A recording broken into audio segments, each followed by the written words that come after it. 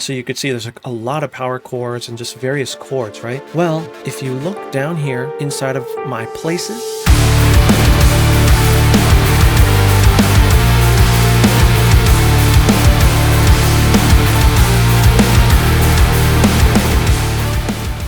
so I stumbled upon a folder that I forgot that I was creating a few years ago with a collection of MIDI files that I think that you should start a collection as well, especially if you're writing in MIDI guitar. Let me show you mine.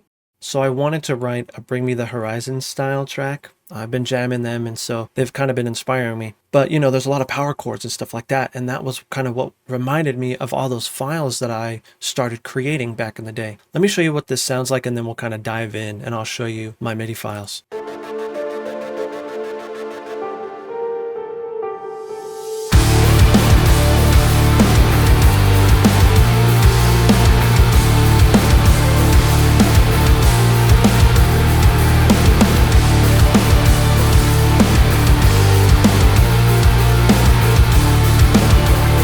And then there's this part here.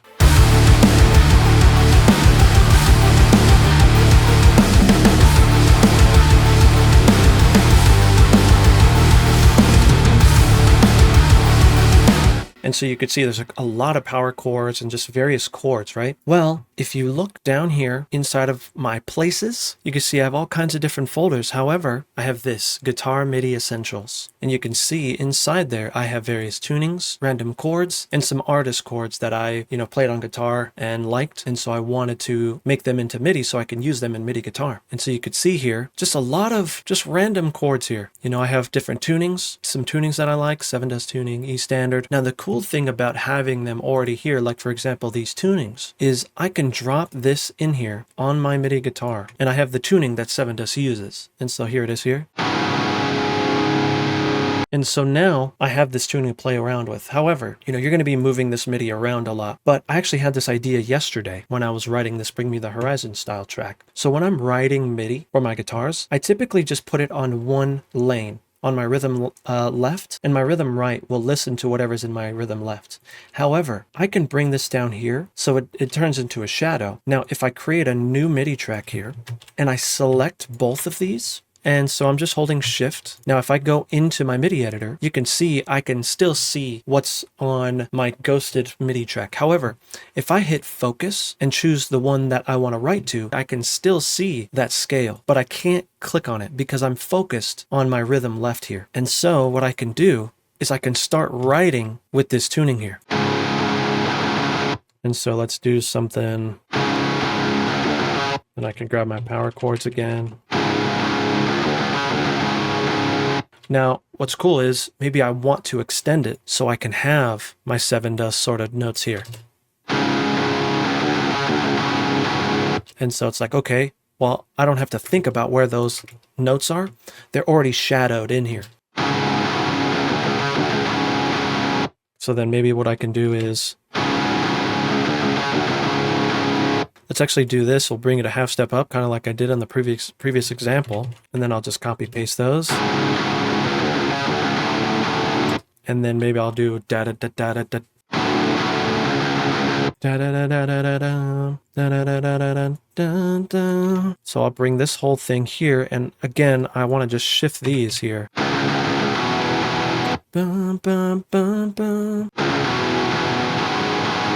So it looks like I am off the bar, so I'm just going to move this like this. So you can even start off.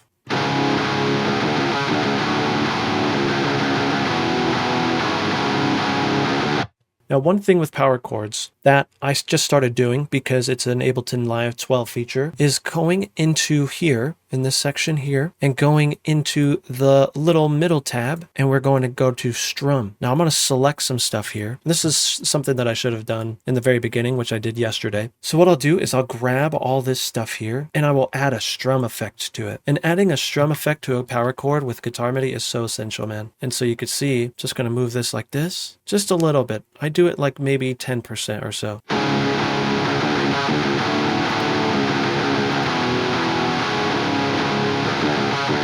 That's really sweet. Now I can start to add my key switches here. So I want a palm mute alt pick and a sustain alt pick. I'm going to fold. Dun, dun, dun, dun, dun, dun. Okay, so I'm going to have these be palm mute. Yeah, so then I have to go back to sustain, and I want to go da dun dun da dun dun. So I'm going to go palm mute, sustain. So it's going to be sustain here, da dun dun, sustain.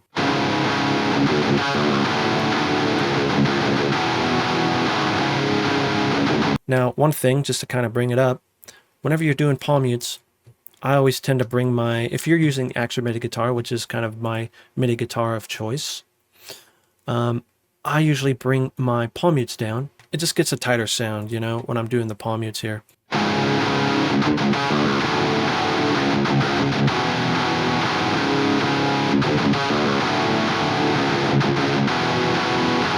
Okay, so now if we want to put it onto the bass, we really just kind of take our low notes here and maybe some of these notes here. This is kind of a different riff than I would normally make, but this is actually kind of sick. And so I'm going to grab this and let's bring it onto the bass here. And so you can hear we missed a few, however, that's okay. If you highlight both your bass and your guitar, you can see, again, sort of that ghosting feature here. And so it looks like I need one here.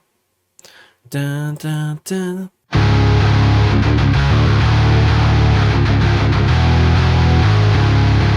And so you can see how fast we made that riff because we had this little collection that we made of different guitar chords and tunings.